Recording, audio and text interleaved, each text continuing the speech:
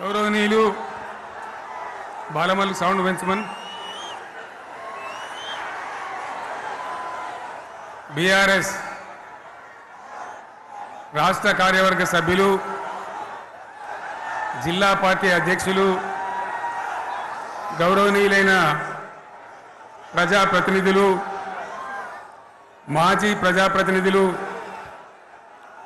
లక్షలాదిగా తరలివచ్చిన ప్రియతమ కార్యకర్తలు సైకిళ్ల మీద ఎడ్ల బండ్ల మీద పాదయాత్ర పథికులుగా అనేక పద్ధతుల్లో అనేక ప్రాంతాల నుంచి ఈ సభకు విచ్చేసిన ప్రతి ఒక్కరికి పేరు పేరున వందనం శుభాభివందనం.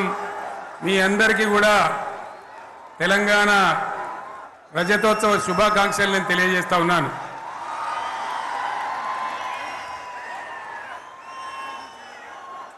జననీ జన్మభూమిశ్చ స్వర్గాదపి గరీయసి. ఇది శ్రీరామచంద్రుడు లంక మీద యుద్ధం చేసి రావణ సంహారం చేసి అయోధ్యకు తిరిగి రావాలి అనేటువంటి ఆలోచనలో ఉన్నప్పుడు రాముల వారి సోదరుడు లక్ష్మణుడు సహా ఆయన వెంట ఉన్న చాలామంది పెద్దలు లంక చాలా సువర్ణమయంగా ఉంది, అద్భుతంగా ఉంది, మనం ఇంకా అయోధ్యకు ఎందుకు ఇక్కడి నుంచే పరిపాలన చేద్దామని అంటారు. దానికి శ్రీరామచంద్రుల వారు ఒప్పుకోలేదు. ఆయన చెప్పిన మాట ఏంటంటే, కన్న తల్లిని జన్మభూమిని మించినటువంటి స్వర్గం ఏది కూడా ఉండదు, కాబట్టి మనం అయోధ్యకే తరలిపోవాలని చెప్పి మళ్ళీ అందరిని తీసుకొని అయోధ్యకు రావడం జరిగింది.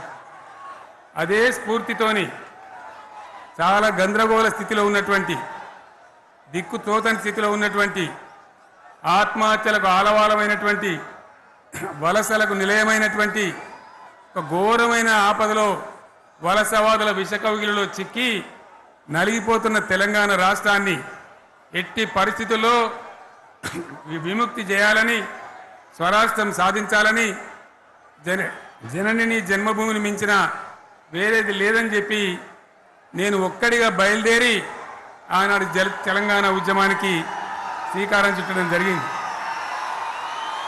25 ఏళ్ల క్రితం, దయచేసి మీరు గొడవ బంద్ చేయాలి ఏమనుకోవద్దు, సభలో చాలామంది ఉన్నారు, లక్షల మంది ఉన్నారు, మీరు ఆపాలి ప్లీజ్. ఒకటే మాట బంద్ చేయాలి, గొడవ బంద్ చేయాలి, ప్లీజ్ స్టాప్. సో ఆ విధంగా 25 ఏళ్ల నాడు ఎగిరినటువంటి జెండా ఈ గులాబీ జెండా. చాలామంది బంద్ చేయాలి, ఏ బాబు బంద్ చేయాలి బాబు. ఆ రకంగా ఎగిరిన జెండాను ఎందరో అవమానపరిచింది, ఎన్నో మాటలు అన్నారు, ఎగతాళి చేసిండ్రు, అవహేళన చేసిండ్రు, మకలో పుట్టింది ఉబ్బలో పోతుందని చెప్పిండ్రు. కానీ ఈ జెండా మీ అందరి సహకారంతో, అనేక మంది త్యాగాలతోని, వందలాది మంది ప్రాణ బలిదానాలు కూడా చేయడంతో, అనేక ఉద్యమాలతోని యావత్తు తెలంగాణనే ఒక అద్భుతమైనటువంటి ఉద్యమమై ఎగిసిపడి ఒక సమయం ఎట్లా వచ్చింది, ఒక సమయంలో అంటే తెలంగాణ యావత్తు ఒక పక్కన నిల్చొని బరి గీసి బిడ్డ నా తెలంగాణ అక్కడ పెట్టు అని చెప్పి నిలబడ్డటువంటి సందర్భం మనందరం కూడా సృష్టించినాం. తద్వారా మన లక్ష్యం తెలంగాణ రాష్ట్రాన్ని సాధించుకున్నాం. ఆ తదనంతరం ప్రజలు దీవిస్తే 10 సంవత్సరాల పాటు అద్భుతమైనటువంటి దగదగలాడే తెలంగాణ తయారు చేసి అందరూ బిత్తరపోయే విధంగా, ఆశ్చర్యపడే విధంగా బ్రహ్మాండమైన తెలంగాణ నిర్మాణం చేసుకున్నాం. ఆ విధంగా 25 సంవత్సరాల సుదీర్ఘ చరిత్రను ఈరోజు ఈ వరంగల్ గడ్డ మీద మనం జరుపుకుంటా ఉన్నాం, రజతోత్సవ సందర్భంలో జరుపుకుంటా ఉన్నాం. చాలామంది చాలా రకాల ప్రయత్నాలు చేసినారు. ఇక్కడ కూడా ఇప్పుడు కూడా బ్రహ్మాండమైనటువంటి ప్రయత్నాలు చేస్తూ ఉన్నారు. నేను ఒక్కటే మాట చెప్తా ఉన్నా, ఈ గడ్డకు ప్రత్యేకత ఉంది. ఇది రాణి రుద్రమ్మ ఏలిన వీరగడ్డ, సమ్మక్క సారక్కల పోరుగడ్డ, బమ్మెర పోతన కవితా మాధుర్యం పండించినటువంటి జీవగడ్డ. ఈ వరంగల్ నేలకు నేను వందనం చేస్తా ఉన్నాను. మన అమరవీరులకు శిరస్సు వంచి నివాళులు అర్పిస్తా ఉన్నాను. 1969లో మూగబోయిన తెలంగాణ నినాదానికి తిరిగి జీవం పోసింది ఈ గులాబీ జెండా అని మీ అందరికీ నేను మనవి చేస్తా ఉన్నాను. ప్రజలు పరిపాలన అప్పగిస్తే విధ్వంసమైన తెలంగాణను వికాసమ పథంలో నడిపించింది ఈ తెలంగాణ. దానికి కూడా ఈనాటి కరెక్ట్గా 25 ఏళ్ళు నిండుతా ఉన్నాయి. ఆనాడు కొండా లక్ష్మణ్ బాపూజీ గారు ఆశ్రయం ఇస్తే ఏప్రిల్ 27, 2001న జలదృశ్యంలో టీఆర్ఎస్ ఆవిర్భావం తెలంగాణ చరిత్రనే మలుపు తిప్పిన ఒక మహోజ్వల ఘట్టం. పదవుల కోసమో, కులం కోసమో, మతం కోసమో, వ్యక్తుల కోసమో పుట్టలేదు ఈ గులాబీ జెండా. ఇది తెలంగాణ రాష్ట్ర సాధన కోసం పుట్టింది. పదవీ త్యాగాలతోనే మన తెలంగాణ ప్రస్థానం ప్రారంభమయ్యింది. అది ఫలించి మన స్వంత రాష్ట్ర కళ కూడా నెరవేరిందని నేను మనవి చేస్తా ఉన్నా. ఆనాటికి అలుముకున్నటువంటి చీకట్లను పారదోలడానికి, ప్రజల్లో విశ్వాసం కల్పించడానికి, ఆత్మవిశ్వాసాన్ని పెంపొందించడానికి నేను ఒక మాట చెప్పిన ఆ రోజు మీ అందరికీ కూడా గుర్తుండాలి. ఉద్యమం నుంచి వెనక్కి మరలితే, ఉద్యమ జెండాను దించితే నన్ను రాళ్లతో కొట్టి చంపండి అని చెప్పి నేను ఉద్యమాన్ని ప్రారంభించిన విషయం మీ అందరికీ కూడా తెలుసు.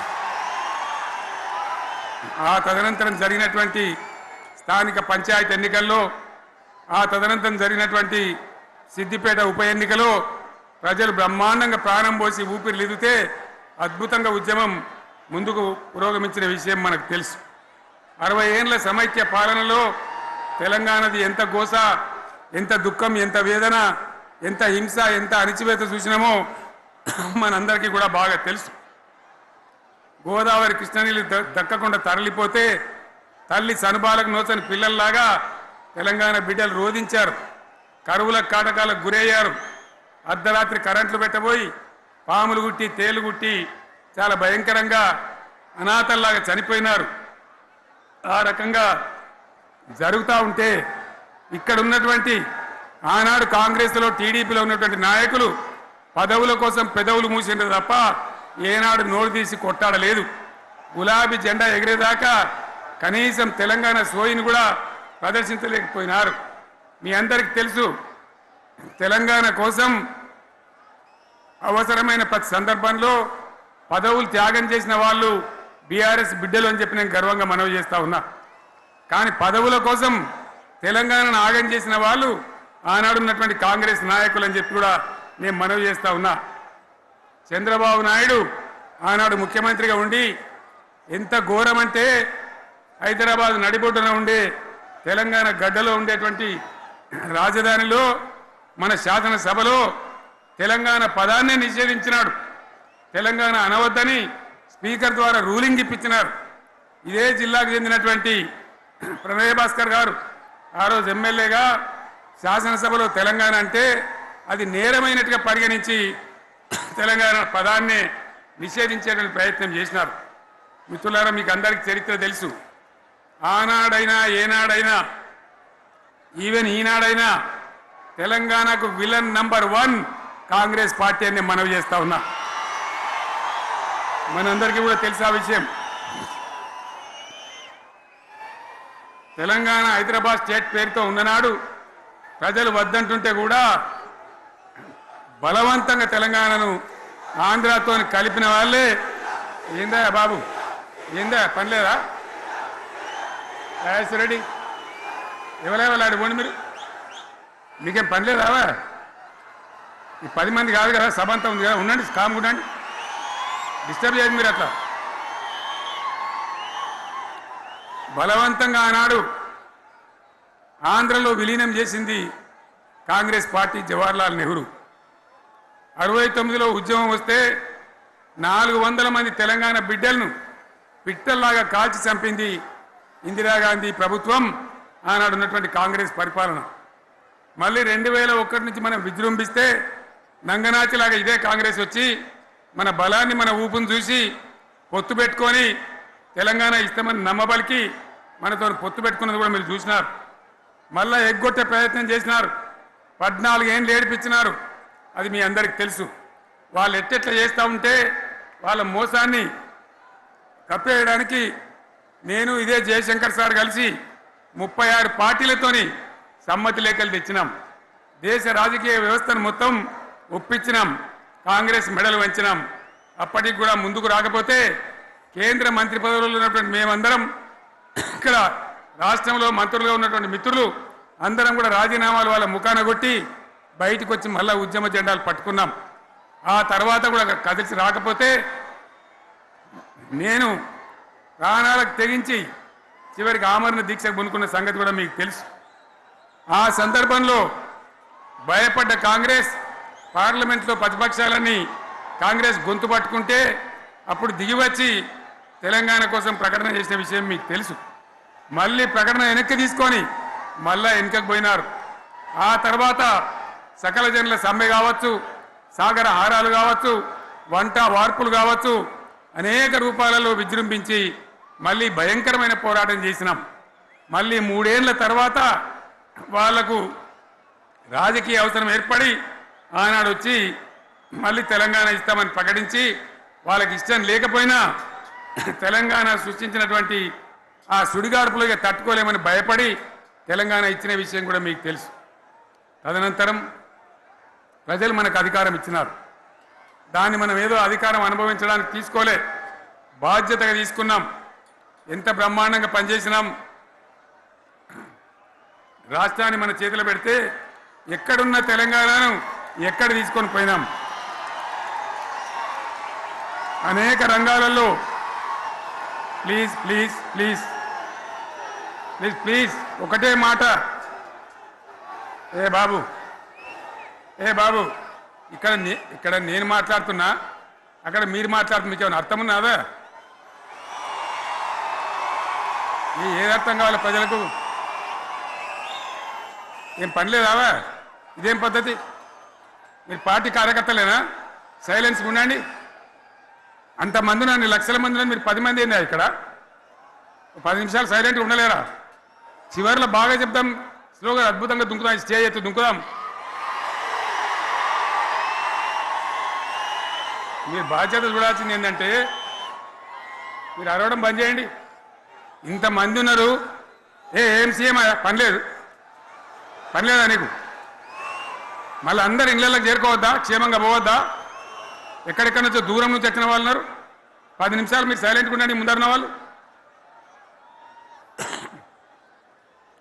10 ఏళ్ళ బీఆర్ఎస్ పాలనలో ఎక్కడున్న తెలంగాణ ఎక్కడికి పోయింది? ఎన్ని రంగాలలో ఎన్ని అవార్డులు వచ్చినాయి? ఎన్ని అద్భుతమైన పనులు చేసి చూపెట్టినాం. తెలంగాణ అంటే ఒకప్పుడు వెనుకబడ్డ ప్రాంతం, ఎగతాళి చేయబడ్డ ప్రాంతం, పనికిమాలిన ప్రాంతం అని పేరు పెట్టిన ప్రాంతం. కానీ ఎన్ని రంగాలు, తలసరి ఆదాయాన్ని బ్రహ్మాండంగా పెంచినాం. 90,000 ఉన్న తలసరి ఆదాయాన్ని 3.5 లక్షల పైచీలకు పెంచుకున్నాం. జిఎస్డిపిని దేశంలో నంబర్ 1 స్థానానికి తీసుకెళ్ళినాం. తెలంగాణలో బ్రహ్మాండంగా పెండింగ్ ప్రాజెక్టులన్నీ కూడా కంప్లీట్ చేసుకున్నాం.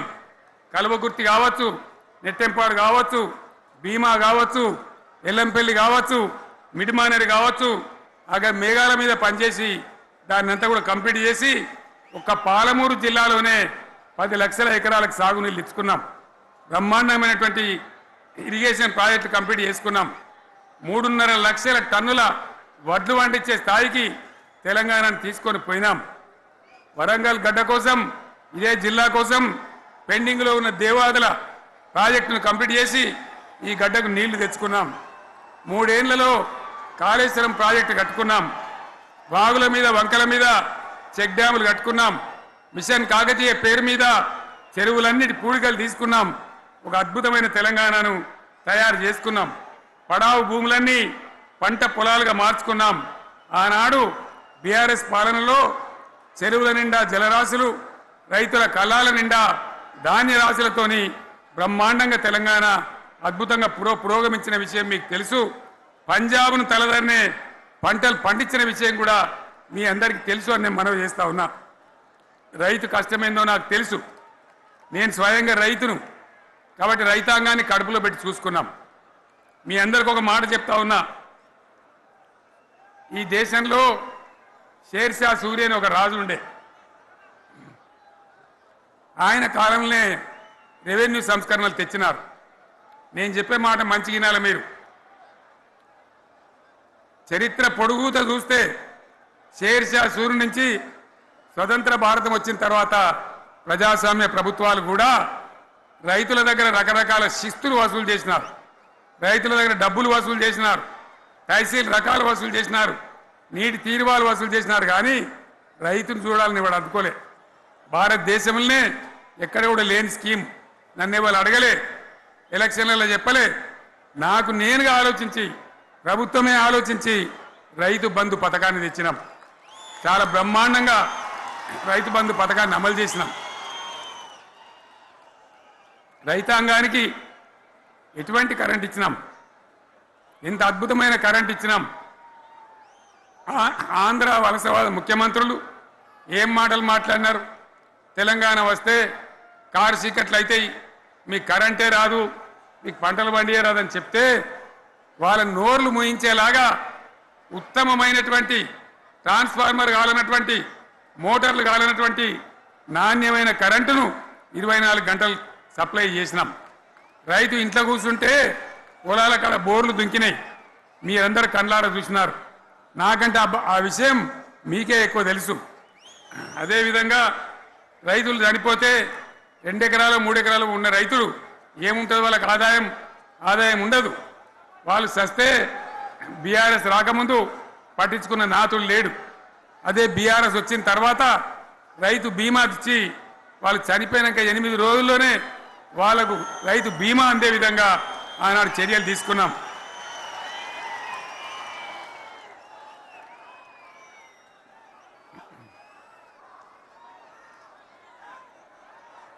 పైసలు ఎంత మంచిగా వచ్చేది, రైతు బంధు డబ్బులు ఏ విధంగా వచ్చేది. శనుకులు పడుతుంటే చకాచకా వచ్చి బ్యాంకులలో డబ్బులు పడి రైతుల సెల్ ఫోన్లు మోగుతుండే. ఆ విధంగా కడుపులో చల్లగదలకుండా రైతాంగానికి రైతు బంధు పథకాన్ని అమలు చేసుకున్నాం. రకరకాల వ్యక్తులు రకరకాల మాటలు మాట్లాడినారు. జై కిసాన్ జై జవాన్ అన్నారు తప్ప వాళ్ళ సంక్షేమం ఏ ప్రభుత్వం కూడా చూడలేదు. అదేవిధంగా ధాన్యం రైతులు పండిస్తే కొన్ని 100 కోట్ల రూపాయలు ప్రభుత్వానికి నష్టం వచ్చినా ఏ విధంగా ధాన్యం కొన్నామో, ధాన్యం ఎంత బాగా కొన్నామో, వడ్లు కొంటే 3-4 రోజులనే డబ్బులు రైతుల ఖాతాలో ఎట్లా చేసినామో అవన్నీ కూడా యావత్ తెలంగాణ ప్రజలకు మీకు తెలుసు.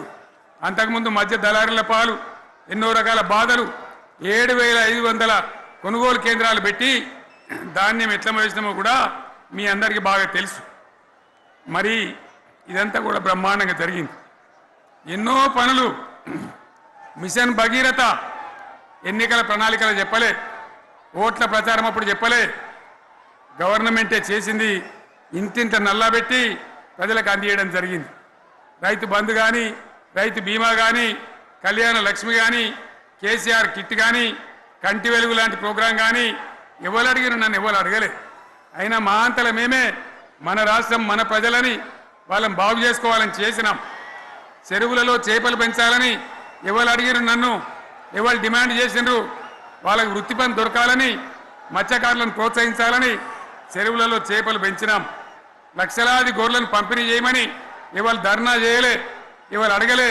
కానీ ప్రభుత్వమే తనంతట తానే బ్రహ్మాండంగా వాళ్ళకు చేయడం జరిగింది. ప్రజల అవసరాలు ఎప్పటికప్పుడు తీర్చినాం. అంతవరకే ఆగలే. పారిశ్రామిక రంగం మీద దృష్టి పెట్టినాం, పెట్టుబడులు ఆకర్షించినాం.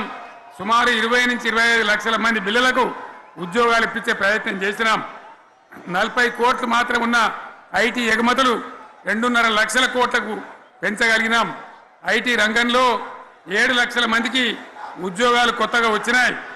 1000కి పైగా గురుకులాలు పెట్టినాం. పేద ఇళ్ళ విద్యార్థులకు ఉత్తమమైనటువంటి చదువును అందించినాం. తెలంగాణలో 3 మెడికల్ కాలేజీలు ఉంటే దాన్ని 33 మెడికల్ కాలేజీలు తీసుకొని పోయినాం. ఈ విధంగా అది ఒక్కటి మాత్రమే కాదు, బీఆర్ఎస్ టైంలో మత కల్లోలం లేదు, కర్ఫ్యూ లేదు, కల్లోలం లేదు, శాంతి భద్రతలన్నీ కూడా బ్రహ్మాండంగా కాపాడి ప్రతి ఒక్కరిని కూడా కాపాడే బాధ్యత తీసుకొని కడుపులో పెట్టుకొని చూసుకున్నాం. ఇవన్నీ కూడా నా డైలాగులు కాదు, నేను చెప్పే స్టోరీలు కాదు. ఇవన్నీ పార్లమెంట్ వేదికగా కేంద్ర ప్రభుత్వం అనేక సందర్భాల్లో వెల్లడించినటువంటి విషయాలు. Reserve bank of India, comptroller general of India వాళ్ళు వెల్లడించినటువంటి అధికారమైనటువంటి లెక్కలని చెప్పి కూడా నేను మీకు మనవి చేస్తా ఉన్నా. ఇవన్నీ జరిగినాయి. ఇప్పుడు నేను చెప్పిందంతా కూడా మీ కళ్ళ ముందరనే జరిగింది. మరి కాంగ్రెస్ వచ్చి ఏడాదిని అర్థమా? మరి ఏం మాయరోగం వచ్చే, ఏం బీమారు వచ్చే, ఏమేమి చెప్పిరి, ఎన్నెన్ని చెప్పిరి, మీకు కావాల్సింది ఇదే కదా, చెప్తా. ఇక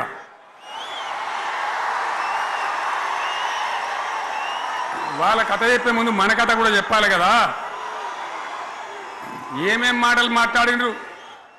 అరే మళ్ళీ సీఎం పెట్టిరా భయ్, ఎక్కడికెళ్ళి మోపోయినరా మీరు? బుద్ధి లేదా? ఆగు, ఏమైనా లుబాబీ ఆగు. వద్దంటే మళ్ళీ ఏందండి ఇవాళ రాజశేఖర రెడ్డి వాళ్ళు? అరే మనోడేనా?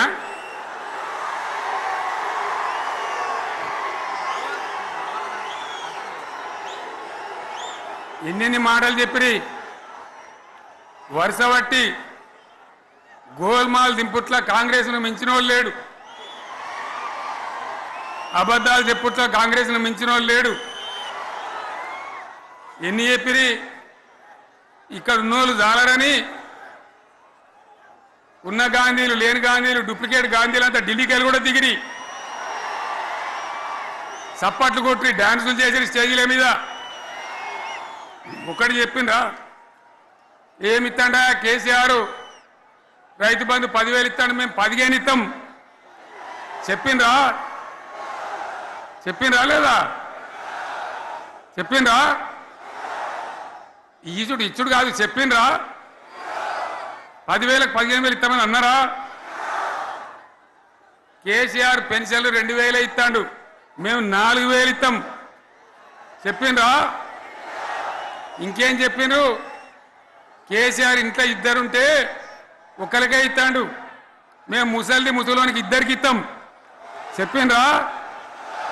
చెప్పిండ్రా లేదా? అన్న మీరు మధ్యన్న వాళ్ళు చెప్తలేరు, చెప్పిండ్రా? ఇవన్నీ కాంగ్రెస్ వాళ్ళు చెప్పిండ్రా? చెప్పిన వాళ్ళు ఒకసారి శైలి పట్టరు దయచేసి.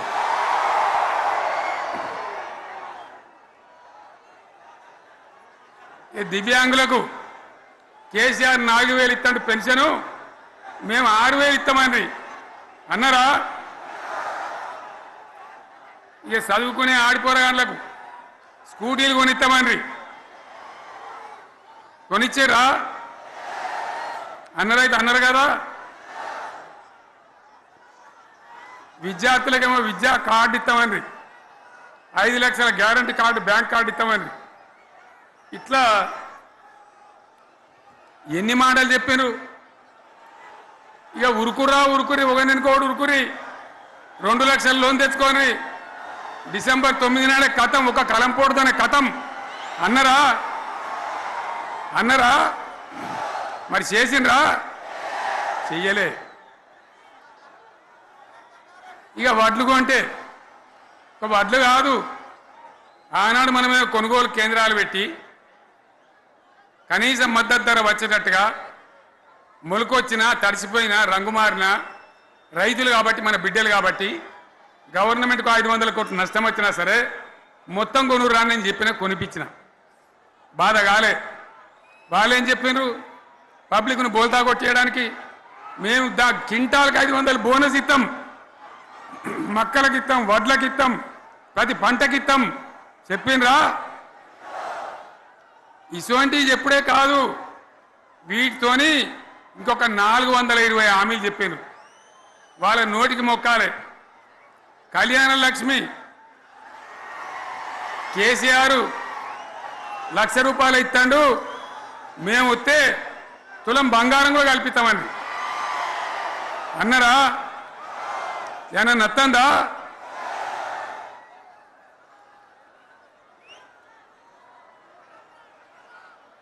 ఇక హామీలు ఇచ్చుడు కాదు, పెద్ద పెద్ద బుక్కులు వంచి ఊరూరికి వంచారు. ఇక సిగ్గులేక ఊళ్ళ పంట తిరిగి బాండ్ పేపర్లు రాసిచ్చారు. బాండ్ పేపర్లు ఇంటింటికి తిరిగిండ్రు. చెప్పిండ్రా? చాలా మంది అడిగిండ్రు. మరి మీరు అడ్డగోలు చెప్తున్నారు, అడ్డం పొడుగు చెప్తున్నారు, ఎటువంటి అంటే చెప్తున్నారు, యాడికెళ్ళి ఇస్తారా భయ అని అడిగిండ్రు. పేపర్ వాళ్ళు అడిగిండ్రు. ఇప్పుడు ఆర్థిక మంత్రి ఉన్నాయన టీవీలలో చెప్పిండు, ఆయన ఇస్తాం, చేసి చూపిస్తాం, మాది పేద పార్టీ, 120 ఏళ్ళ అనుభవం ఉన్న పార్టీ, మమ్మల్ని మించిన సిపాయిలు లేరు అని ఒకటి జబ్బలు తరిచే, ఒకటి మెడలు తరిచే డైలాగుల మీద డైలాగులు కొట్టి మేము ఇచ్చేస్తామన్నారు. ఇచ్చిండ్రా? ఇయ్యలే. రుణమాఫీ చేయలే. మధ్యలో పార్లమెంట్ ఎలక్షన్లు వచ్చినాయి. అప్పుడు నాకు కాలు ఇరిగింది. కుంటుకుంటున్నాం మెంటుకుంటున్నాం, మళ్ళీ నేను బయలుదేరిన. ఆ దెబ్బకి ఏం చేసిండ్రు? తెలంగాణలో ఎన్ని దేవుళ్ళు ఉన్నాయో అన్ని దేవుళ్ళ మీద ఒట్లు పెట్టుకున్నారు. పెట్టిండ్రా? బహిరంగ సభలలో ఆడిడ కూడా కాదు. ఇన్ని మాటలు చెప్పి ప్రజల్ని ఏమార్చింది. ఒక ఉచిత బస్ అని పెడితే అది జుట్లు పట్టుకొని కొట్టుకుందానికి మనకత్తాను తప్ప ఏమనికి ఉపయోగపడ్డది లేదు. ఆ మహిళలు అంటారు మాకు ఎందుకు ఉచిత బస్, దరిద్రం, మాకు అవసరమే లేదు అంటాను. అటువంటి ఒక్క పథకం పెట్టి ఇక ఇప్పుడు మళ్ళీ పెద్ద నోరు పెట్టుకొని వాళ్ళే మాట్లాడతారు. అంటే ఆ అంటే మాట్లాడతారు, అబద్ధాలు చెప్తారు. మాట్లాడితే బీఆర్ఎస్ వాళ్ళ మీద నింద, మాట్లాడితే కేసీఆర్ మీద నింద. ఇది ఒక అలవాటు చేసుకొని ఎవరికి నోరుంటే వాంతే లెక్క అనే పద్ధతిలో అడ్డమైన మాటలు మాట్లాడుతూ చాలా ఘోరంగా మోసం చేస్తూ ఉన్నారు. ఎట్లున్నదంటే కాంగ్రెస్ వాళ్ళు చెప్పింది చాలా సిపాయిలం, మా అంత సిపాయి లేడండి. లేదంటే జనం నమ్మితిమి, ఆశపడ్డాం కదా, నమ్మి బోల్తా పడ్డాం కదా, గల్లంత అయినాం కదా. ఒక ఊళ్ళే మొలక నాట్లేసే టైం వస్తే అలుకుడు చేస్తాను, బట్టలు అలుకుతాను. మొలకకు అలుకుడు చేస్తాం కదా, తుకాలు పోయేమా. పెద్ద మొగోడని ఒకరిని పిలిచిరట. మొగోడని మొలకలుస్తానికి పిలిస్తే ఎలుక పిల్లని చూసి ఎల్లెంకర పడ్డాడు. ఇక మా అంత సిపాయిలు లేరు, మేము తెచ్చే ఇస్తాం, 6 సందమామలు పెడతాం, 7 సూర్యులు పెడతాం అని నమ్మబలికి ప్రజలను దగా చేసి మంచిగున్న తెలంగాణ నాగం పట్టించి ఓట్లు వేయించుకొని ప్రజలను మోసం చేసిండ్రు, దగా చేసిండ్రు. ఈ మాట నిజం, మీ అందరికి తెలుసు. ఇవాళ ఏం మాట్లాడతారు? మమ్మల్ని ఎవరు నమ్ముతలేడు, మాకు అప్పు ఉడతలేదు, యాడికెళ్ళి తెచ్చియాలి అని ఇప్పుడు మాట్లాడుతున్నాం. అప్పుడేమో మాకు అపారమైన అనుభవం ఉంది, మేము చేస్తామన్నారు. ఒక్క మాట చెప్తున్నా మిత్రులారా, ఇక్కడ నోళ్ళం మనమే కాదు, నా ప్రసంగం టీవీలలో వినేటువంటి కోటాను కోట్ల మందికి కూడా నేను మనవి చేస్తా ఉన్నా. ఇంత మోసం ఉంటుందా? ఇంత దగా ఉంటుందా? ఓట్లయితే రాని అవతల పడదామని ముచ్చట్నా? ఎంతవరకు ఇది కరెక్టు? తెలంగాణ ఎంత మంచిగా పోయేది, ఇప్పుడు బొందలు పడగొట్టినరా? ఎంత ఘోరమైనటువంటి ఫలితం మనం చూస్తున్నాం. ఇవాళ ఏం జరుగుతూ ఉంది? మళ్ళీ అన్ని మోపైనాయి. ఇక దుకాణం పెడతామన్నారు, లొల్లి పెట్టిండ్రు, బొబ్బ పెట్టిండ్రు. ఇక ఓట్లయినాక ఎత్తడు, తవ్వడు, మోయాడు. బాయి పడతాం జోరుగా చెప్తే 6 నెలల ఏమయ్యారంటే ఇక ఆయనతో రేపు అవుతుంది, ఎల్లుండి అవుతుంది, సంక్రాంతికి అవుతుంది, దీపావళికి అవుతుంది, మార్చి 31కి అవుతుంది. మార్చి 31 లేదు, మన్ను లేదు, ఏది కూడా చేసింది లేదు. మొత్తం ఆర్థిక పరిస్థితిని దెబ్బతీసింది. తెలివి తక్కువ పనితోని, అవివేకం వల్ల, అజ్ఞానం వల్ల పరిపాలన చేయరాక సర్వనాశనం చేసింది. రాష్ట్ర ఆర్థిక పరిస్థితి ఎంత మంచిగా ఉండే, ఎంత బాగా పోతా ఉండే. మేము కష్టపడి కడుపు కట్టుకొని నోరు కట్టుకొని సంవత్సరానికి 10 నుంచి 15 వేల కోట్ల ఆదాయం పెంచినాం. అనేక రివ్యూ మీటింగులు చేసినాం. ఎంత బాగా తీసుకొని పోయినాం, తెలంగాణను ఎట్లా తయారు చేసినాం, ఆ విధంగా తీసుకొని పోయినాం. ఇవాళ ఒక్క మాట మీరు అందరూ ఆలోచన చేయాలి. ఇక్కడ ఉన్నవాళ్ళు కానీ నా మనసు బాధ అవుతుంది, నా మనసు కాలుతుంది, ఇబ్బంది అవుతుంది. నా కళ్ళ ముందటనే తెలంగాణ ఇట్లా కావడం నాకు దుఃఖం కలిగిస్తూ ఉంది. నేను ఆవేదనతో చెప్తున్నా ఈ మాట. ఒక్క మాట మీరు అందరూ ఆలోచన చేయండి. తెలంగాణలో భూముల ధరలు ఎట్లుండే? కేసీఆర్ ముఖ్యమంత్రి ఉన్నప్పుడు, బీఆర్ఎస్ రాజ్యం చేసినప్పుడు భూముల ధరలు ఎట్లుండే? ఆనాడు కొనేటోళ్ళు ఎక్కువ ఉండిరి, అమ్మేటోళ్ళు తక్కువ ఉండి ఇవాళ ఆపతికి అమ్ముకుందామంటే భూములు కొనేటోడున్నాడా? అడుగుతురా భూముల ధరలు ఎక్కడికి పోయినాయి? ఎవరికన్నా 5 ఎకరాలు డాంబర్ రోడ్ పక్కకుంటే నేను 5 కోట్ల మనిషిని, నేను కోటీశ్వరుని ధైర్యంలో రైతులు ఉండరు. ఇవాళ అడిగేటోడు ఉన్నాడా? ఉన్నదా? ఒక్కటే ఏడాదిలో గింత గల్లంత అవుతుందా? కేసీఆర్ పక్కకు పోగానే ఇంత ఆగమవుతుందా? ఇంకో మాట నేను అడుగుతా ఉన్నా, కరెంటును 35 ఏళ్ళు బాధపడ్డాం. నా బావి కాడ కూడా మోటార్లు కాలిని. బీఆర్ఎస్ వచ్చినాక నేను ముఖ్యమంత్రి అయినాక ఒక్కటే ఏడాది బావులా దాన్ని చక్కగా చేసి 24 గంటల కరెంటు ఇయ్యలే, నడవలే. రెప్పపాటు కూడా కరెంటు పోకుండా 24 గంటల కరెంటు తేలేదా? మరి మా అంత సిపాయిలు లేరంటే కేసీఆర్ మంచిగా ఇచ్చిన కరెంటు మీకెందుకు ఇయ్యే శాతం అయితే లేదు అని చెప్పి నేను అడుగుతా ఉన్నా. తెలంగాణ ప్రజల పక్షాన్ని అడుగుతా ఉన్నా. ఎందుకు ఇలా ప్రజల గోస ఉంచుకుంటా ఉన్నారు? మళ్ళా మోటార్లు కాలుతున్నాయి, ట్రాన్స్ఫార్మర్లు కాలుతున్నాయి, లంచాలు పెరుగుతున్నాయి. అది శాతం అయితే లేదా? మళ్ళీ ఇలా తెలంగాణ పోవన్నా మోటార్ పెట్టడానికి? ఏం దౌర్భాగ్యం ఇది! ఎటువంటి శని నెత్తి మీద పెట్టుకున్నాం మనం. మీరందరూ ఆలోచన చేయాలి. భూముల ధరలు ఎటుపోయినాయి, కరెంట్ ఎక్కడ ఎవడెత్తుకపోయా? మిషన్ భగీరథ అసెంబ్లీలో నిలబడి ఛాలెంజ్ చేసిన నేను 5 ఏళ్ల లోపల ప్రతి ఇంట్లో నల్లా పెట్టి నీళ్ళు లేకపోతే మళ్ళా ఎలక్షన్ల పార్టీ మేము నిలవడం, ఓట్లు అడగము అని చెప్పిన నేను. ఎవడు చెప్పాలి? దమ్మున్నోడే చెప్పాలి. చేసి చూపించినాం, నడిపించినాం, ప్రతి ఇంట్లో నల్లా పెట్టినాం. కృష్ణా గోదావరి నీళ్లు తెచ్చి ప్రతి ఇంటి ముందర దుంకిచ్చినాం. అది మీరందరూ దానికి సాక్ష్యం. ఇలాగా మంచినీళ్ళు కట్నే ఇల్లు పెట్టిన పోయి ఉన్న పథకం కేసీఆర్ హయాంలోనే అయిపోయింది. ఇంకా మంచినీళ్ళు కూడా ఇయ్యే శాతం అయితే లేదా? మేము ఇంత సిపాయిలం అంత సిపాయిలం అని ఎగిరెగిరి దుంకితే మాట్లాడితే మంచినీళ్ళు ఇచ్చే కూడా శాతం అయితే లేదా? మంచినీళ్ళు పోతాయి, కరెంటు పోతుంది, వడ్లు కొనే దిక్కు లేదు. వడ్లు కొంటాను రా, కళ్ళాల కాడ 15 రోజులు వడ్లు కొనే దిక్కు లేదు, అడిగే దిక్కు లేదు. సర్కారు కొనకపోతే దిక్కుమాలని దేవుడా అని ప్రైవేట్ మిల్లర్లకు అమ్ముకుంటున్నాం. మళ్ళీ అక్కడ దళారీలు, అక్కడ దోపిడీ, మళ్ళీ రైతాంగం దోపిడీకి గురవుతున్నది. మళ్ళీ 2014 కంటే ముందటి పరిస్థితులు వస్తూ ఉన్నాయి. ఆ విధంగా ఎందుకు జరుగుతూ ఉంది? ఇది ఎవరి అసమర్థత? కాంగ్రెస్ ప్రభుత్వం యొక్క అసమర్థత కాదా? ఈ కాంగ్రెస్ కాటేయడం కాదా? నేను ఒక్కటే మాట మిమ్మల్ని కోరుతా ఉన్నా, ప్రజలకు నేను అడుగుతా ఉన్నా. పేదలు గుడిసెలు వేసుకుంటారు, ప్రభుత్వ జాగాలలో పాపం తెలిసి తెలియక కొన్ని వేసుకుంటారు. బీఆర్ఎస్ గవర్నమెంట్లో హైదరాబాద్తో సహా వరంగల్తో సహా అనేక పట్టణాలలో అనేక ప్రాంతాలలో రాష్ట్ర వ్యాప్తంగా లక్షలాది మందికి మేము పట్టాలు ఇచ్చినాం. బుల్డోజర్లు పెట్టి జేసీబీలు పెట్టి మేము చెరువులలో పూడికెళ్ళి తీస్తే వీళ్ళేమో హైడ్రా అని మన బొందా అని పెట్టి పేదల ఇండ్లు కూడా కొడతా ఉన్నారు. ఆనాడు చెరువు పూడికెళ్ళి తీసిన బుల్డోజర్లు ఇలా పేదల ఇండ్లు కూడా కొడతా ఉన్నాయి. ఇవన్నీ మనం చూస్తూ ఉన్నాం. చూసి మౌనంగా ఉందామా, కొట్లాడదామా, ఏం చేద్దాం అనేది మనం ఆలోచించే సమయం వచ్చింది.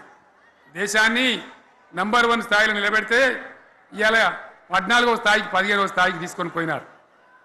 నా కళ్ళ ముందన్న గిట్ల జరుగుతుంది, ఇంత మాయల్యమే అవుతుంది, ఇంత మోసం చేస్తారని నేను కూడా అనుకోలే. ఇలా చాలా బాధ కలుగుతూ ఉంది, చాలా దుఃఖం కలుగుతూ ఉంది. ఇంకా ముందరికి పోవాల్సిన తెలంగాణ ఇలా వెనుకకు అయిపోతున్నా ఉన్నది. మళ్ళా ఎవరు దీనికి కారణం? ఈ దుర్మార్గులు కాదా? నిలబెట్టి ఖచ్చితంగా అడగాల్సిన అవసరం ప్రజలకు లేదా? అడగాలి. ఎందుకోసం? టైం ఇవ్వాలని మేము కూడా టైం ఇచ్చినాం. ఏమంటారు? మీకేసినట్టు మాకేసినరా ఓట్లు, మాకు ఏడాదిన టైం ఇయ్యరా, ఏడాదిన అర్థమైన టైం ఇయ్యరా, మీకు కన్నేరురా అని అంటారు. కాబట్టి నేను నోరు తెరవలే, బయటికి రాలే. కృష్ణా జలాల మీద గడబడి జరిగితే ఒక్కసారి అక్కడ నాయకులు తీరికపోతే నల్లగొండలో పోయి ఒక గర్జన చేసి వచ్చినా కానీ నేను ఎక్కడ బయటికి రాలే, మాట్లాడలే. కానీ ఏడాది అర్థం అయిపోయింది, ఇంకేం పాడైంది? పువ్వు పుట్టంగానే పరిమళిస్తుంది అన్నట్టు ప్రభుత్వం కథ తెలియదా? ఇంకేమన్నా వీళ్ళకి టైం ఎక్కడిది? వీళ్ళు ఏం చేస్తారు? చివరి 6 నెలలు అయితే ఎలక్షన్ అయినారు. వీనికి ఉన్న టైమే 2.5 ఏళ్ళు. ఈ 2.5 ఏళ్ళలో వీళ్ళు చేస్తారు, మనం బతికి ముందర పడతామా? అందుకోసం ప్రజానీకం, మేధావులు, తెలంగాణ ప్రజలు దయచేసి అందరూ ఆలోచన చేయాలి. ప్రతి వాళ్ళు కూడా ఆలోచన చేసి దీనికి పరిష్కారం ఏందో కనుక్కోవాలి. మేధావితో పనిచేయాలి. ఆవేశంతో కాదు. ఆవేశంతో మనం నినాదాలు ఇస్తే కాదు, ముళ్ళును ముళ్ళుతోనే తీయాల. యాడ ఒడగొడుతున్నామో గాన్నే వెతకాలి. ఎక్కడ జారిపోయిందో ఆన్నే మళ్ళీ దొరకబట్టాలి. ఆ నైపుణ్యం, ఆ స్థాయి ఇవాళ రావాలి. మళ్ళీ ఇప్పుడు ఏం చేస్తారు? మాట్లాడితే బీఆర్ఎస్ మీద బదనం. ఇక వశమైతే లేదు రాని భూములు అమ్మకానికి పెడతామంటు. అమ్మచ్చు, అత్యవసరమైతే కొన్ని అమ్మచ్చు. ప్రజలకు అవసరం లేని ఉంటే, విలువ వచ్చేది ఉంటే, ప్రజల పనుల కోసం కొన్ని అమ్మచ్చు. కానీ ఏదమ్మాలి ఏదమ్మద్దని విచక్షణ ఉండాలి కదా. యూనివర్సిటీలు అమ్ముతారా? ఇవాళ హైదరాబాద్ యూనివర్సిటీ అమ్ముతున్నారు, రేపు ఉస్మాన్ యూనివర్సిటీ అమ్ముతారు. విలువైన భూములనే అని ఇట్లా కథం పట్టుకుంటూ పోతే ఏమైనా మిగులుతుందా? కాబట్టి ఇది పద్ధత, ప్రభుత్వం నడిపించే విధానమా? వీళ్ళు ఏ విధంగా గోల్మాల్ దింపుతున్నారో దయచేసి ఆలోచించాలని చెప్పి నేను మీ అందరిని కూడా కోరుతా ఉన్నా. ఒక్కొక్క ట్రిప్పు నేను యాదగిరి గుట్టకు పోతే అలా ఎకరానికి 10 లక్షల వాల్యూ పెరుగుతుండే. మరి ఇవాళ ఏమవుతా ఉంది? ఇవాళ ఏం జరుగుతూ ఉంది? మీరందరూ కూడా ఆలోచన చేయాలని కోరుతా ఉన్నా. ఇవాళ రాజ్యం నడపచేతగాక ఎల్లెంకల పడి రాష్ట్రాన్ని ఆర్థికంగా దివాలు తీసి పిచ్చి పనులన్నీ చేసి ఇవాళ అడ్డం పొడుగు మాట్లాడుతూ ఉన్నారు. అన్ని రంగాలలో ఫెయిల్ అయిపోయింది. ఏ ఒక్క ఈ హుస్నాబాద్లో ఇప్పుడు నేను రాగా చూసుకుంటూ వచ్చిన ఆనాడు కష్టపడి ఈ హరీష్ రావు ఇరిగేషన్ మంత్రిగా ఉన్నప్పుడు ఇక్కడ గౌరెల్లి ప్రాజెక్టు కట్టినాం. 90% పూర్తయింది. గౌరెల్లి ఇరిగేషన్ ప్రాజెక్టు ప్రజలకు సంజాయించి భూములు తీసుకొని ఆనాడు తిరిగి 90% పూర్తి చేసినాం. ఏడాది అర్థమైతే తట్టడి మన్ను తీస్తాను రా. పాలమూరు పథకం 80% కంప్లీట్ అయింది. ఎందుకు దాన్ని పెండింగ్లో పెడుతున్నారు? ఎందుకు దాన్ని పూర్తి చేస్తలేరు? ఈ విధంగా చిన్న మాట, చాలా చిన్న మాట. కేసీఆర్ కిట్టు పెట్టినాం, లక్షాధికారుల కోసం పెట్టినాం, కోటీశ్వర్ల కోసం పెట్టినాం. ఎవరి కోసం పెట్టినాం కేసీఆర్ కిట్టు? పేద ప్రజల కోసం, గ్రామీణ ప్రాంతాల్లో ఉండేటువంటి పేద ప్రజల కోసం పెట్టినాం. ఆడపిల్లంటే 13,000 ఇచ్చినాం, మగపిల్లగానికైతే 12,000 రూపాయలు ఇచ్చినాం. ఆ వాహనాలు పెట్టి, అమ్మఒడి వాహనాలు పెట్టి వాళ్ళని తీసుకెళ్ళి ప్రసవాలు చేయించి వాళ్ళకి మందులు ఇచ్చి ఫ్రీగా ఉచితంగా చేసి బ్రహ్మాండంగా ప్రసవం చేయించి మళ్ళీ ఇంటికాడ దించినాం. గది బంద్ చేస్తారా ఎవరన్నా? ఎందుకు బంద్ చేయాలి? ముఖ్యమంత్రులుగా పనిచేసే వాళ్ళకు గాంభీర్యం ఉండాలి, ధైర్యం ఉండాలి. రాజశేఖర రెడ్డి అనే ముఖ్యమంత్రి ఉండే, నేను చెప్తా ఉన్నా మీ ముందు ఇయ్యాల. ఆయన ఆరోగ్యశ్రీ అని ఒక పథకం తెచ్చిండు. నేను ముఖ్యమంత్రి అయిన తర్వాత అడిగిన, హెల్త్ డిపార్ట్మెంట్ని పిలిచి అడిగిన, ఇది ఏం పథకమయ్యా, బాగుందా అంటే, సార్ మంచిగుంది, ప్రజలకు లాభం అవుతుందని చెప్పింది. నేను చెప్పిన ఆ పథకాన్ని అట్లే పెట్టండి, ఆ పథకాన్ని మార్చకండి, ఆ పథకం అట్లే ఉండాలని చెప్పిన. అక్కడ చెప్పడం కాదు, నేను అసెంబ్లీలో చెప్పిన, ఇది మా స్కీమ్ కాదు, కాంగ్రెస్ గవర్నమెంట్ ప్రారంభించింది, దాని పేరు కూడా మేము మారుస్తలేం, కానీ కొనసాగించాలని చెప్పినాం, కొనసాగించినాం. అది మీ అందరికి తెలుసు. ఇలా వీళ్ళు కేసీఆర్ ఆనవాళ్ళు లేకుండా చేస్తాం, కేసీఆర్ ముచ్చట లేకుండా చేస్తారా? ఇవాళ మనం కూడా సభ పెట్టుకుంటే ఎన్ని అడ్డంకులు దానికి. ప్రైవేట్ స్కూళ్ళు బస్సులు ఇస్తే వాళ్ళకు నోటీసులు ఇవ్వడం, అడుగడుగున ఆర్టీఏ అధికారులను పెట్టి, పోలీసులను పెట్టి ట్రాఫిక్లు జామ్ చేయడం. ఇప్పుడు కూడా సభకు రావాల్సిన వాళ్ళు 1,50,000 మంది బయటనే ఆగిపోయింది. ఇటు హనుమకొండ దిక్కు, అటు హుజరాబాద్ దిక్కు, ఇటు సిద్దిపేట దిక్కు 3 రోడ్ల మీద కూడా జాముల్ని. నేను అడిగిన నాయకులు ఏందే అంటే, ఇబ్బంది అవుతుంది సార్, రానిత్తలేరు, మధ్యలో ఇబ్బందులు కలిగిస్తున్నారు, కొన్ని లారీలు తెచ్చి అడ్డం పెట్టాను పనికిమాలని అని చెప్పి జామ్ అయిపోయి అక్కడనే ఆగిపోయింది. నేను అన్న ఇంకో అర్ధగంట ఆగి మాట్లాడదామంటే మా వాళ్ళంతా ఉండి, లేదు మనోళ్ళు దూరం పోవాలి, ఇక రానోళ్ళు ఎట్లా అందరూ మనం మాట్లాడి సభ ముగించాలని చెప్తే నేను వేదిక మీదకి వచ్చిన. ఇన్ని అడ్డంకులు, ఇంత కడుపు ఆపుతారా? బీఆర్ఎస్ సభలను ఆపుతారా? ఈ ప్రపంచనాన్ని ఎవడాపుతాడు? ఆగుతుందా? నేను ఒక్క మాట పోలీసు మిత్రులకు మనవి చేస్తా ఉన్నా. ప్రజాస్వామ్యంలో ప్రజలకు అడిగే హక్కు ఉంటుంది, తప్పకుండా అడుగుతారు ప్రజలు. ఈ అడిగే హక్కును సోషల్ మీడియాలో బీఆర్ఎస్కు సోషల్ మీడియా వారియర్స్ ఉన్నారు, వాళ్ళు బ్రహ్మాండంగా పనిచేస్తున్నారు, ఖచ్చితంగా అడుగుతున్నారు ప్రజల తరఫున. ఇంత అన్యాయం జరుగుతుంటే చూడలేక సోషల్ మీడియాలో పనిచేసే తెలంగాణ బిడ్డలు ఇది ఏమన్యాయమే ఎట్లా అని చెప్పి ప్రభుత్వాన్ని ప్రశ్నిస్తూ ఉన్నారు, ప్రజలకు మద్దతుగా నిలబడతా ఉన్నారు. వాళ్ళ మీద కేసులు, వాళ్ళని పట్టుకపోవడు. పోలీస్ సోదరులను నేను అడుగుతా ఉన్నా, మీరెందుకు దునుకులాడుతుండ్రే? మీకేమక్కడ వచ్చింది? మీకు ఒక్కటి చెప్తున్నా నేను,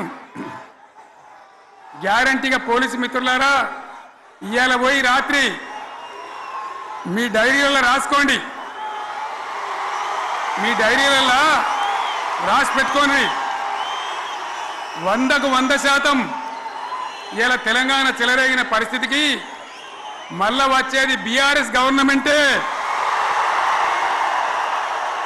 అది ఎవడు కూడా ఆపలేడు, అది ఎవరి తరం కాదు, ఎవరి వశం కాదు. మీకు తెలియదా? మీరు పోలీసు ఉద్యోగాలు చేస్తున్నారు, మీరు చదువుకోలేదా?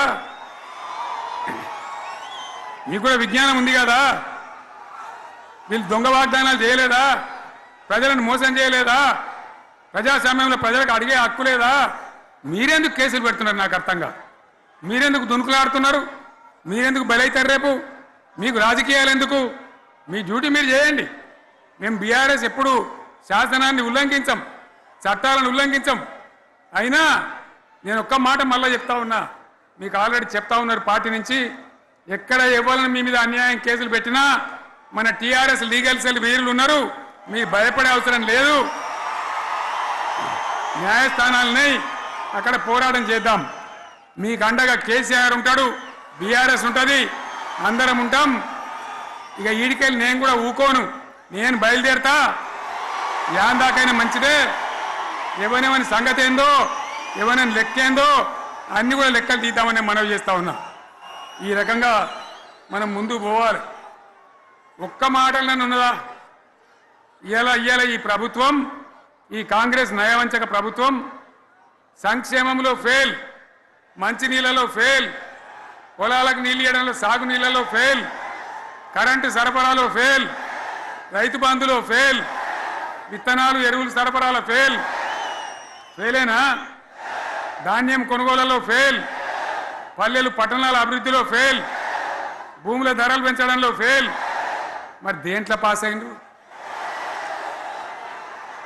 ఎటుపడితే అటు ఒర్రుడు, దేవుళ్ళ మీద ఒట్లు పెట్టుడు, అబద్ధ వాగ్దానాలు చేసుడు.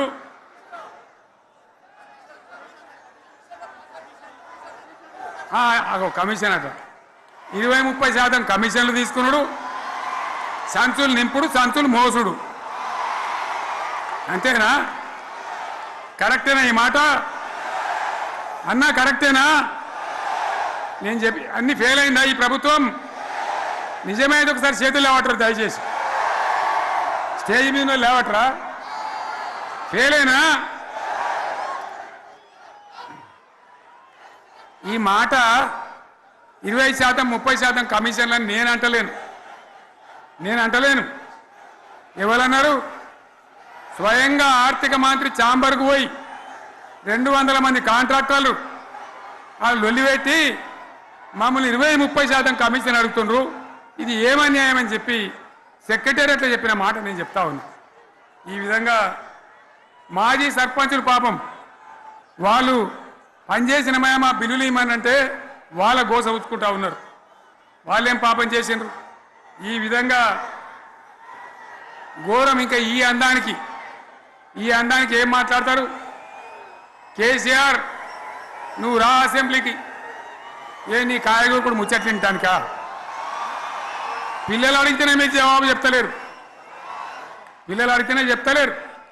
ఉన్నట్టు నిలబెడితే ఆ ఆర్థిక మంత్రి అసెంబ్లీలో లేచి 20% కమిషన్ తీసుకోవడానికి కేటీఆర్ మాట్లాడితే ఆయన లేచి భుజాలు తడుముకుంటాడు. నీకెందుకయ్యా బాధ? నువ్వు తీసుకుంటేనే నీకు బాధ ఉండాలి కదా. లేచి పేదలు ఉల్లి పెడతా ఉన్నాడు ఆయన అసెంబ్లీలో. ఈ విధంగా చాలా గందరగోళంగా అవివేకంతో అజ్ఞానంతో చాలా ఘోరం చేసి అడ్డమైన మాటలని చెప్పింది. దాంతో మనం కూడా గోల్మాలైపోయినాం. తీర్థం పోదాం తిమ్మక్క అంటే వాడు గుల్లే మనం సల్లే. ఆ గతికి తెచ్చింది ఇలా ప్రజల గతి.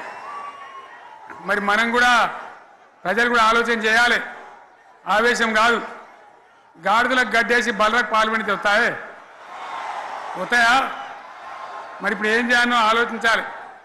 ఓ తమ్ముడు అన్నాడు హైదరాబాద్లో ఆయన ఇల్లు కూడా కొడితే, కేసీఆర్ అన్నా యాడున్నావు నువ్వు రావాలి, కత్తి వాంచేతలు పడితే యుద్ధం నన్ను చేయమని పడుతుంది. అంతేనా? ఇది కూడా విచారించాలి ప్రజలు. మీకు అర్థం కావాలని నేను చెప్తా ఉన్నా. అందుకే ఓడగొట్టుకున్న కాడనే వెతుక్కోవాలి. మీ వెంట బీఆర్ఎస్ ఉంటుంది, మీ వెంట కేసీఆర్ ఉంటాడు. 100% మళ్ళా తెలంగాణ విజయం సాధించాలి, గులాబీ జెండా ఎగిరేయాలి, అద్భుతమైన తెలంగాణను మళ్ళీ సాధించాలి. ఇక బీజేపీ కథ 11 ఏళ్ళ రాజ్యం చేయబట్టి తెలంగాణకు 11 రూపాయలు ఇచ్చిండ్రా? వాటిదే బబ్రాజమానం భజగోవిందం, శుష్కప్రియాలు శూన్యాస్తాలు తప్ప ఏమి ఇయ్యలే. 157 కాలేజీలు పెడితే మెడికల్ కాలేజీలు ఒక్కటన్నా తెలంగాణకు ఇచ్చిండ్రా? ఒక ప్రాజెక్ట్ కన్నా జాతీయ హోదా ఇచ్చిండ్రా? ఇక కాంగ్రెస్ వాడు ఇట్లా అంటే బీజేపీ వాడు అట్లా, ఏది లేదు. ఇక ఉల్టా మనయే ఖమ్మంలో 7 మండలాలు గుంజుకున్నారు, సీలేరు ప్రాజెక్టు గుంజుకున్నారు. నరేంద్ర మోడీ మాట్లాడతాడు, ఏం మాట్లాడతాడు? తెలంగాణ వచ్చిందిరా అని తెలంగాణలో సంతోషపడితే తల్లిని చంపి బిడ్డను బతికించిండు అంటాడు. ఎన్నోసార్లు అంటాడు, ఒక్కసారి కాదు. ఈ విధంగా అది కూడా మనం వెనకొచ్చేది కాదు. ఈ సందర్భంలో ఒక మాట బీజేపీ అంటే నాకు జ్ఞాపకం వచ్చింది. ఇవాళ కేంద్ర ప్రభుత్వం కగార్ అనే ఆపరేషన్ పేరు మీద ఛత్తీస్గఢ్లో యువకులను గిరిజనులను ఊచకోత పోతా ఉన్నారు. అది ధర్మం కాదు. వీళ్ళు ఏమవుతున్నది? నక్సలైట్లు ప్రతిపాదన పెడుతున్నారు. మేము ప్రభుత్వం దగ్గరకు వచ్చి చర్చలు చేయడానికి సిద్ధంగా ఉన్నాము అంటున్నారు. నేను కోరుతా ఉన్న కేంద్ర ప్రభుత్వాన్ని, బలమున్నది కదా అని చంపుకుంటా పోవుడు కాదు, అది ప్రజాస్వామ్యం కాదు. ఆపరేషన్ కగార్ వెంటనే ఆపేయండి. వాళ్ళని పిలిచి, ఆ నక్సలైట్లను పిలిచి డెమోక్రటిక్ స్పేస్ ఇచ్చి చర్చలు జరపండి. వాళ్ళు ఏం మాట్లాడతారో చూడండి. అది కూడా నల్లనా తెల్లనా దేశం ముందరికి రాని. కానీ అట్లా కాదు, మొత్తం ఏరి పారెత్తాం, కోసి పారెత్తాం, నరికి పారెత్తాం అంటే మిలిటరీ ఉన్నది మీ దగ్గర కొడతారు. కానీ ప్రజాస్వామ్యం అనిపించుకోదు. ఈ మాట ఢిల్లీకి ఉత్తరం పంపిద్దామా? మీరందరూ సపోర్ట్లు కొడితే తీర్మానంగా భావించి దాన్ని కేంద్రానికి పంపిద్దాం.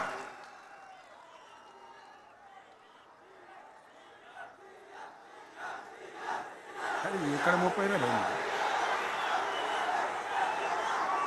ఈ సందర్భంలో ఈ రజతోత్సవ వేళ నేను మీ అందరికీ, ఇక్కడ ఉన్న వాళ్ళకు, సభలో లేని వాళ్లకు, టీవీలో నా మాటలు వినే వాళ్లకు, యావత్తు తెలంగాణ సమాజానికి బీఆర్ఎస్ గులాబీ జెండా రజతోత్సవ శుభాకాంక్షలు మరొకసారి తెలియజేస్తూ, మీరందరూ కూడా ధైర్యంగా ఉండండి. మళ్ళీ బీఆర్ఎస్ తెచ్చుకుందాం, బ్రహ్మాండమైన పరిపాలన అందించుకుందాం. వీళ్ళు జరగొట్టేటివన్నీ మళ్ళీ మంచిగా చేసుకుందాం, బ్రహ్మాండంగా ముందుకు పోదాం, పురోగమించుదాం. ఒక అద్భుతమైన తెలంగాణ, ప్రతి వ్యక్తి ముఖంలో చిరునవ్వులు చిందించే తెలంగాణ తయారు చేసుకుందామని చెప్పి మీ అందరికీ మనవి చేస్తూ, ఇంత పెద్ద ఎత్తున ఈ సభకు గవర్నమెంట్ వచ్చిన ఏడాది నరలోనే మీరు కదిలి వచ్చిందంటే మీరు కూడా ఒక నిర్ణయానికి వచ్చినట్టు కనబడుతూనే ఉంది. ఓట్లు ఎప్పుడు వస్తాయని చూస్తాను. నేను ఇంకో మాట చెప్పాలి, ముఖ్యమైన మాట ఏంటంటే, వీళ్ళు అక్కడిక్కడ ఎందుకైనా మీరు లేచొచ్చిండ్రు ఫోటోల కోసం.